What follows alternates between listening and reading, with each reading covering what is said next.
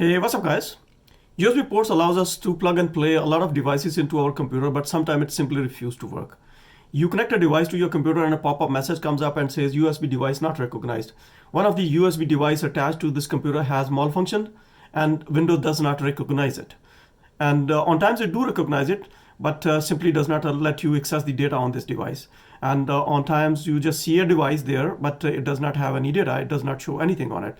So stick around. In this video, I will show you 4 most effective methods step by step to fix this frustrating USB device not recognized error for Windows 11, and it should work for Windows 10 as well.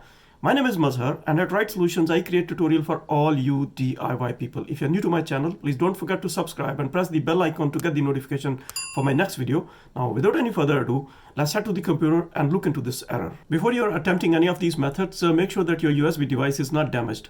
And even try switching ports from one port to another one. Sometimes it does recognize and allow you to full access on your device. But if it did not, just open up your Windows Explorer here, and from this Windows Explorer, find that device which you can see but it's not recognized. So just go right click on it and click on properties, and from this you will see a new dialog box will come up. From this dialog box, go and click on the tag called tools.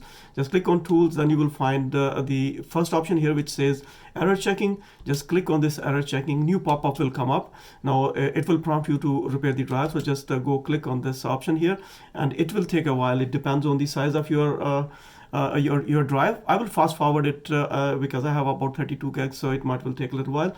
So just as soon your device is repaired, you will see a pop-up coming up. Just here you can see that mine had already come up.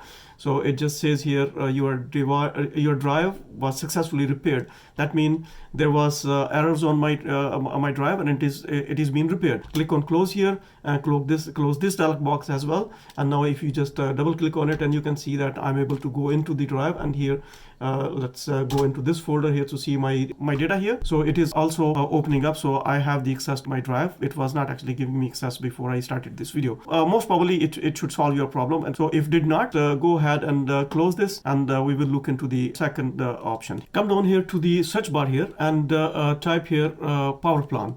And as soon this power plan comes up, click on it, and this should open this window. Now here, look into the option which says change advanced power settings. So click on this. It should open up this dialog box. Now from this dialog box, look into the USB settings, click on it, and now you will have another option which says the USB selective suspend settings. So now click on this settings too, and it will show you the settings which is enabled. So click on enable, and now you can select the disabled one here. So after selecting disable, click on apply, and now you can say OK as well, and you can also close this dialog box here, and now close this one. Hopefully this will solve your problem. But if this did not work for you, now go ahead and let's try the method number 3. So for that, again, come down here to the search menu here, search bar, and type here device manager. And as soon the device manager appears, click on it, and now you can just find this device manager open up here. So just look for the options universal serial bus controllers. Now click on it to open, and now you can see there are a lot of devices in it. So just go ahead and select the first one which says generic super speed USB hub. Just right click on it, and it should bring you this options here. So click on update driver. Now from update driver, don't select search automatically for drivers. Instead go down, browse my computer for drivers here. So after clicking this, it will show you the dialog box where you can just browse and find driver you want to, but we're not doing this. Just go down. You can see that there's an option here which says let me pick from a list of available drivers on my computer. So just click on it. It should open this pop-up box here, and here you can just select the generic super speed USB hub. So click on this one, select this, and click next. Now it shows that the driver has successfully updated. Just close this dialog box. Find how many devices you have updated, but the good idea is all the drivers which allows you to update them all. Let's see, we will do only the USB composite updates here. So click on it and look for the best driver. Just it's already there, so just click on it and go for the next one here, USB mass storage device update driver. Just search automatically, and it says the best driver is already on your device. So close it up, and I think this should have been solved your problem. So just close this dialog box here, and if your problem is not solved, let's head to the fourth one, which will most probably solve all the problems which possibly is not even mentioned in my title of the video.